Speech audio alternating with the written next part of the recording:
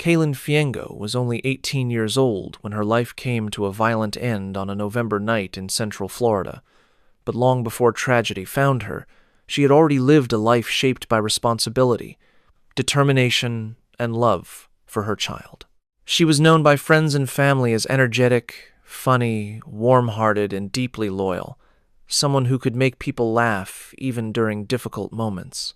She grew up surrounded by siblings and relatives, in a close family that remained protective of one another. And although life was not always easy, she carried herself with resilience beyond her age.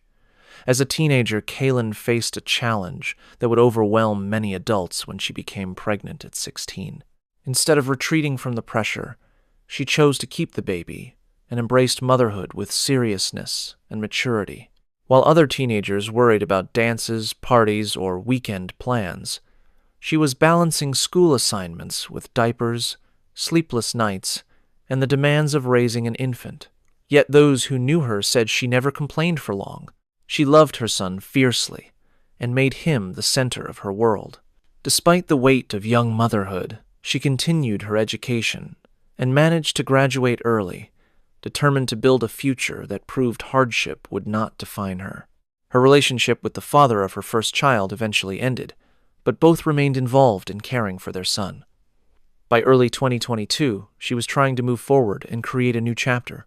During that time, she met Donovan Faison through social media. Like many modern relationships, it began with messages, attention, compliments, and late-night conversations that quickly created a sense of closeness. To Kaylin, it appeared to be the beginning of something serious. To Donovan, prosecutors would later argue it was something very different. What Kaylin did not know in the early stages was that he was already involved with another woman. He had hidden a major part of his life while continuing to pursue her. For a time, the relationship continued, but eventually Kaylin learned she was pregnant. That discovery changed everything. When she told Donovan, expecting honesty and responsibility, his reaction was immediate rejection.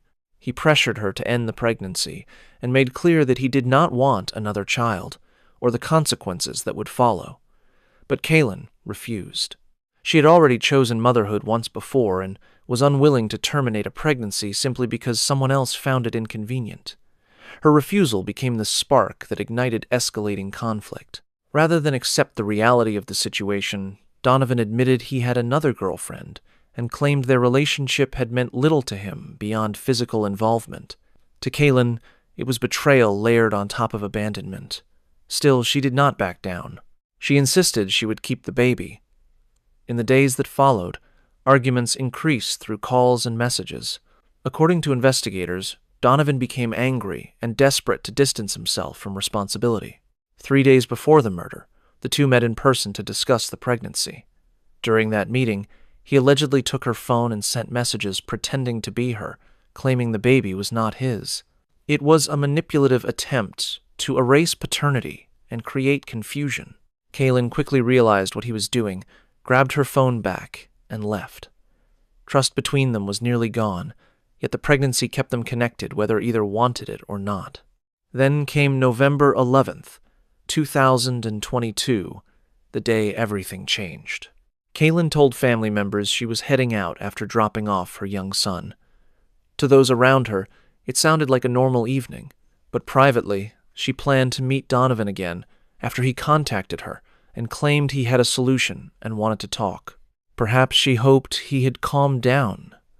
Perhaps she wanted support for the unborn child. Perhaps she simply wanted closure.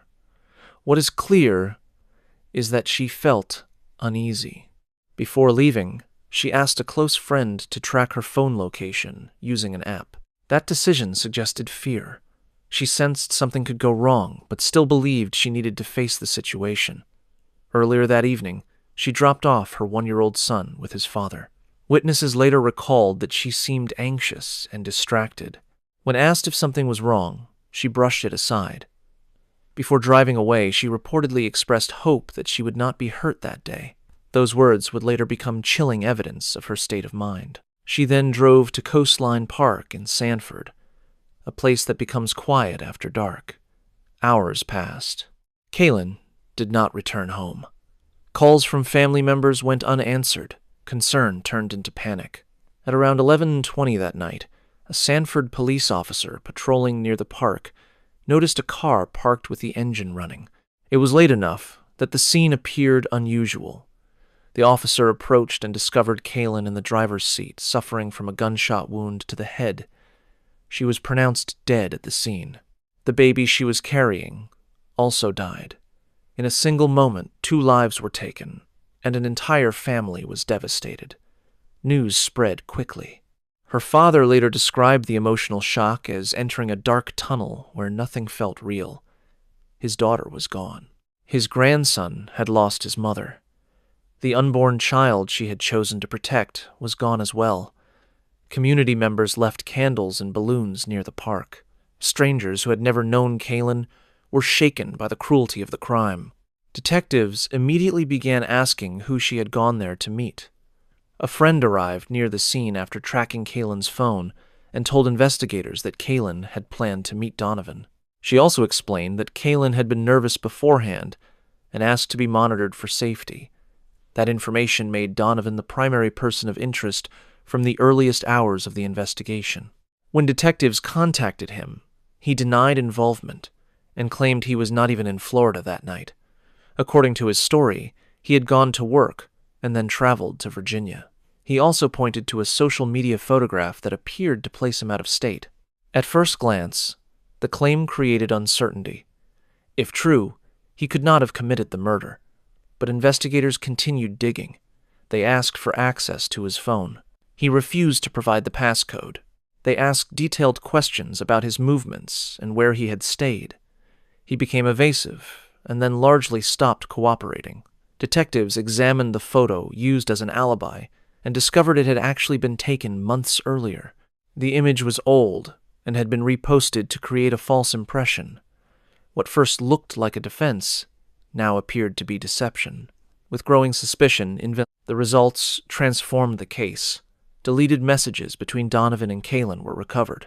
Investigators also restored conversations between Donovan and friends. In those messages, he expressed anger over the pregnancy. He complained that Kaylin had sent him ultrasound images. More alarming were statements in which he allegedly said he wanted to kill her. Detectives also found messages with his girlfriend, who questioned why his phone location had been turned off. That led to another discovery: searches on how to disable tracking services and hide movement history. Each piece of evidence suggested planning rather than panic. Publicly, months passed without an arrest. Kaylin's family endured frustration and grief, wondering why justice seemed delayed. Some feared the case might weaken with time, but prosecutors were carefully building a stronger case. Murder trials involving digital evidence require expert verification, legal approvals, and detailed preparation. Authorities wanted charges that could withstand attack in court. Nearly 10 months after the killing, Donovan Faison was arrested. Police announced that evidence indicated Kaylin had gone to the park specifically to meet him, and that disputes over the pregnancy formed a likely motive. For the family, the arrest brought relief, but not peace. Nothing could restore the daughter they buried or erase the trauma suffered by her son. Still, accountability mattered. As the case moved toward trial, prosecutors prepared to argue premeditated murder. They believed Donovan's lies. Hidden relationship, fear of exposure, and refusal to accept fatherhood pushed him toward a calculated decision. Rather than face consequences, they said, he lured Kaylin to an isolated place and killed her. Defense attorneys would later challenge the lack of direct eyewitnesses and argue that suspicion was not proof. But for many following the case, the combination of threats, deleted messages, false alibi behavior, and location concealment painted a disturbing picture. Through it all, Kaylin's loved ones tried to ensure she was remembered as more than a crime victim. They spoke about her laughter, her intelligence, her ability to juggle school and motherhood, and the love she poured into her child. They said she was brave for refusing pressure to end her pregnancy. They remembered a young woman who made mistakes like anyone else, but kept fighting to improve her life. They wanted the public to understand that behind every headline was a person with dreams, routines, and people who adored her. By the time the trial date approached, nearly 3 years had passed since the night she drove to Coastline Park. Her son was older now. He was learning about the world while missing someone he was too young to fully remember. Family members knew one day they would have to tell him who his mother was and why she was gone. They hoped the courtroom process would at least provide truth and justice. For prosecutors, the case was about proving murder beyond a reasonable doubt. For Kaylin's family, it was about something deeper, making sure the world recognized that her life mattered, that she had fought for her children, and that she deserved the future stolen from her in a lonely parking lot under the cover of darkness. When Donovan Faison was finally arrested nearly 10 months after Kaylin Fiengo was killed, many people in Sanford felt as if a cloud hanging over the city had finally begun to lift. The case had remained in local memory because it involved everything that unsettles a community: a teenager murdered, a pregnant mother killed, a child left behind, and a suspect who appeared to know the victim personally. For Kaylin's family, however, the arrest was not the end of suffering. It was only the beginning of another painful chapter. They now had to prepare for a trial that would revisit every detail of her final days, expose private messages, and force them to sit in a courtroom listening to lawyers debate the value of a life they already knew was priceless. In the months following the arrest, prosecutors and defense attorneys engaged in the long process common to serious murder cases. Motions were filed, evidence was reviewed, digital records were authenticated, witnesses were interviewed repeatedly. Prosecutors signaled early that they intended to pursue the death penalty, one of the harshest punishments available under Florida law. Seeking such a sentence required additional preparation, because the state would need to prove not only guilt, but also aggravating factors serious enough to justify execution. That likely explained why authorities had taken so much time before making the arrest. They wanted a case built on certainty rather than speed. For Kaylin's family, each delay felt heavy. Grief does not pause for procedure. While attorneys argued schedules and evidence, birthdays passed without Kaylin. Holidays arrived with one chair forever empty.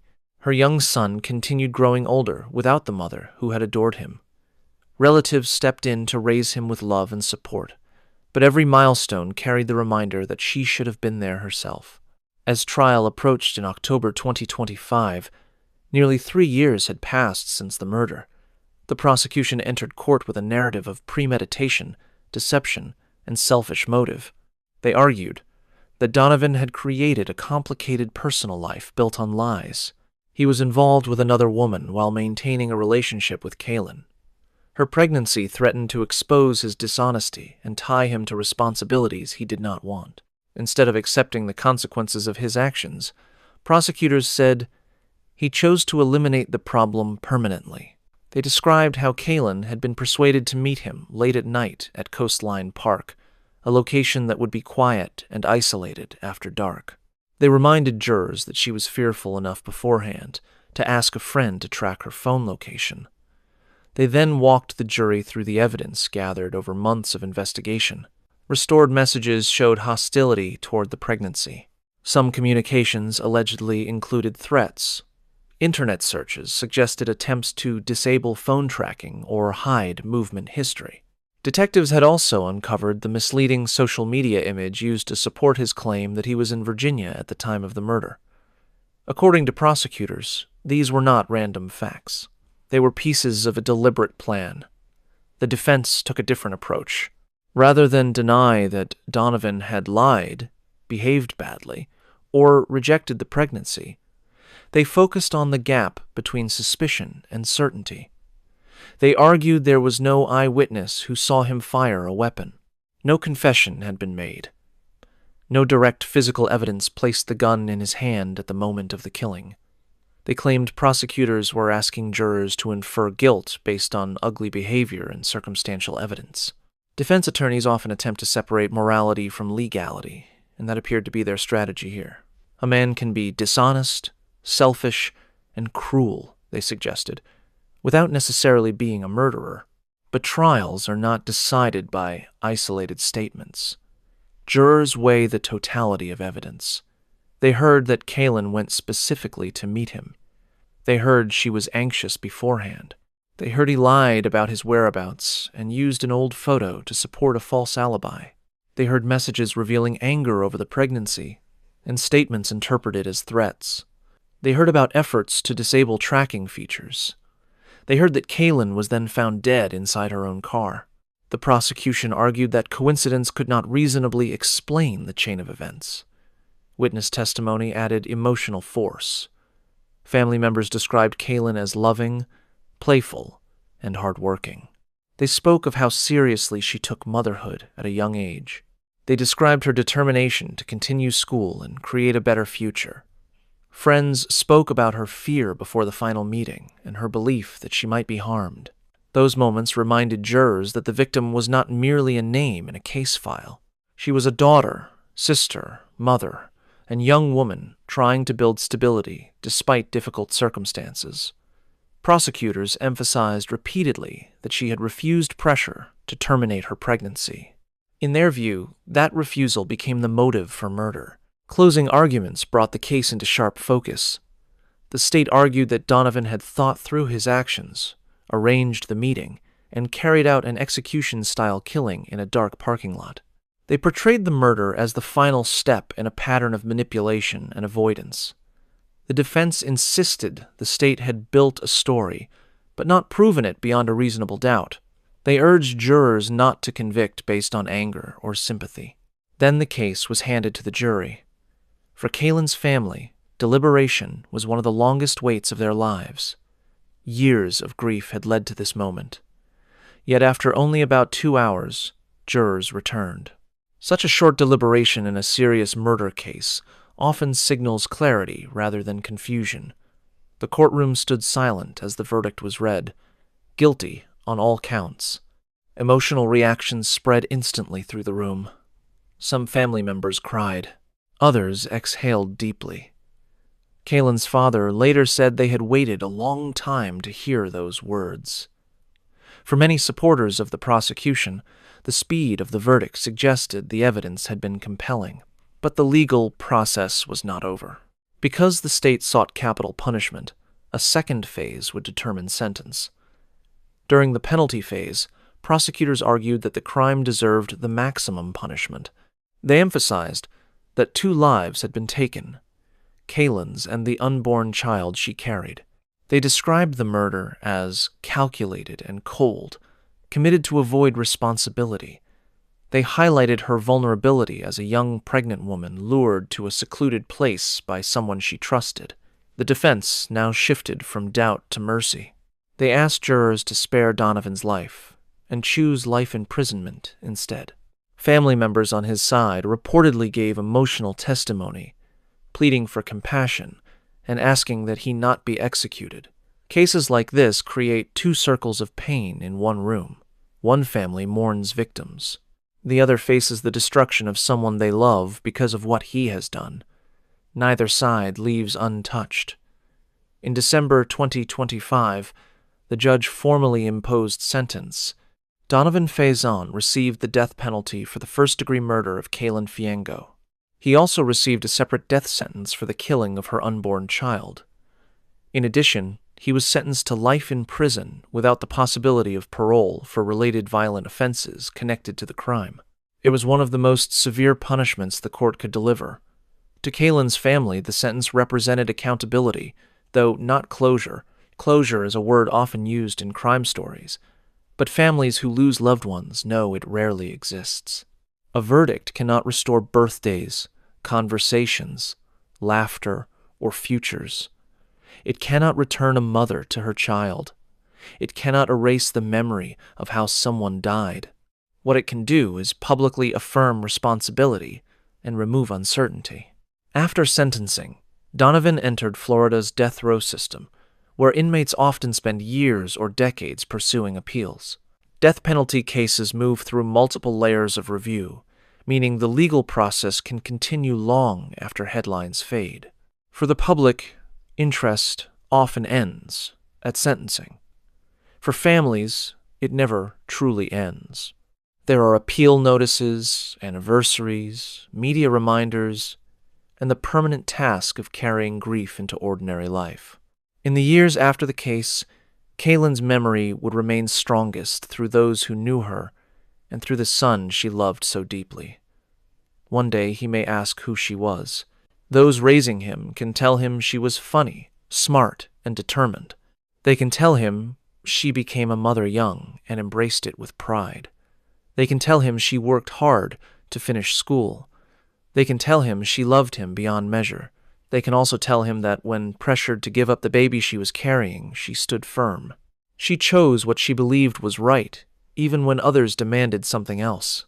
That courage became central to how many remembered her. Sanford itself would continue changing, as cities always do. Streets fill again. New residents arrive unaware of old tragedies. Parks reopen, and daily life resumes. Yet some places remain marked in memory for those who know the story. Coastline Park became one of those places, not because of monuments or headlines, but because a young woman went there trusting someone she knew and never came home. The case also showed how modern investigations increasingly rely on digital footprints. Deleted messages, location settings, metadata, and social media activity can reveal motives and movements once hidden. Technology cannot replace lives, but it can speak for victims when suspects choose silence. In the end, however, the story of Kaylin Fiengo is not only about crime and punishment. It is about a young woman who carried responsibilities early in life and still kept moving forward. It is about a mother who loved her child. It is about someone trying to create a future and refusing to surrender her choices under pressure. Those who loved her wanted the world to remember that before she was a victim, she was a person full of life, humor, and hope. And that may be the most lasting truth of all.